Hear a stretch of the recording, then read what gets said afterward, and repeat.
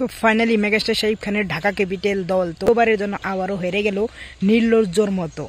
তো এখানে ভাই ঢাকা ক্যাপিটাল নিয়ে আমরা অনেকটা এক্সপেকটেশন করেছিলাম যে ঢাকা ক্যাপিটাল প্রথম ম্যাচে হেরে গেছে, তো কি হয়েছে, দ্বিতীয় ম্যাচে ভাই হারবে না, দ্বিতীয় ম্যাচে ভাই উইন করবে। তো দ্বিতীয় ম্যাচে আমরা আবারও দেখলাম যে দ্বিতীয় ম্যাচ জিতবো বলে। তো দ্বিতীয় ম্যাচ যখন দেখলাম, দ্বিতীয় ম্যাচে ভাই 7 উইকেটে হেরে গেলেন তো রাজশাহীর বিপক্ষে। তো তারপরে ভাই ঢাকা ক্যাপিটাল ভার্সেস ছিল টাইগার খুলনা টাইগার। তো খুলনা টাইগারের বিপক্ষে ভাই আবারও হেরে গেছে 17 রানে ঢাকা ক্যাপিটাল।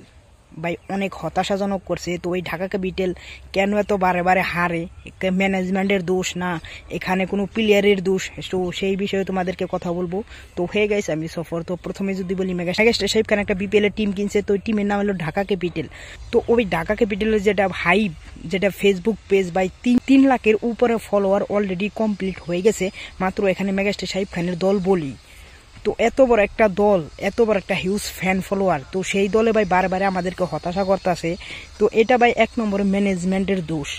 তো এখানে ভাই সাব্বির রহমানকে খেলাচ্ছে না। সাব্বির রহমান একটা ইন্টেলিজেন্ট একজন একটা ভালো ব্যাটসম্যান, তো তাকে খেলাচ্ছে না এই বিপিএল টিমে ম্যানেজমেন্টরা। এখানে যদি সাব্বির রহমানকে খেলাইতো ভাই, তাহলে আমার মনে হচ্ছিল যে ঢাকা ক্যাপিটাল আরো এগিয়ে যেতে পারতো। তো এখানে সাব্বির রহমানকে খেলাচ্ছে না, আরো অনেক অনেক ভালো ভালো প্লেয়ারকে বহিয়ে রেখে ভাই যেগুলো ফালতু প্লেয়ার, লিটন দাস ভাই 0 রানে আউট হয়ে যায় ভাই। লিটন দাসকে ভাই বাদ দেওয়া উচিত ছিল। লিটন দাস যেদিকে যায় ভাই সেদিকে ডুবে যায়। এখানে ভাই লিটন দাসের ভাই অনেক বড় ভূমিকা আছে ঢাকা ক্যাপিটালকে হারানোর জন্য।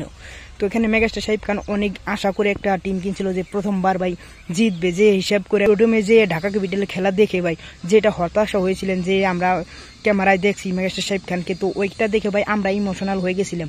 তো ওইটা ভাই ওখানে ঢাকা ক্যাপিটাল মেগাস্টার শাকিব খানের এক্সপেকটেশন পুরো করতে পারে নাই, আমাদের এক্সপেকটেশনও পুরো করতে পারে নাই।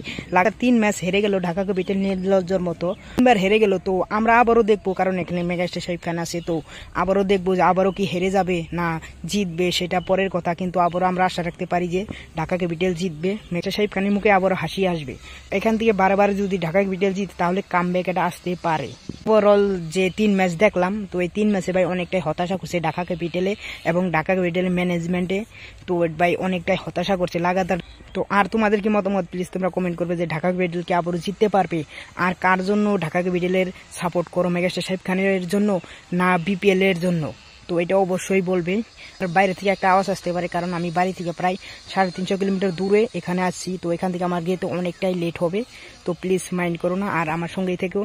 আর যদি ভিডিওটা ভালো লাগলে অবশ্যই একটা লাইক করবে, চ্যানেলটা সাবস্ক্রাইব করবে। Thanks for watching, by.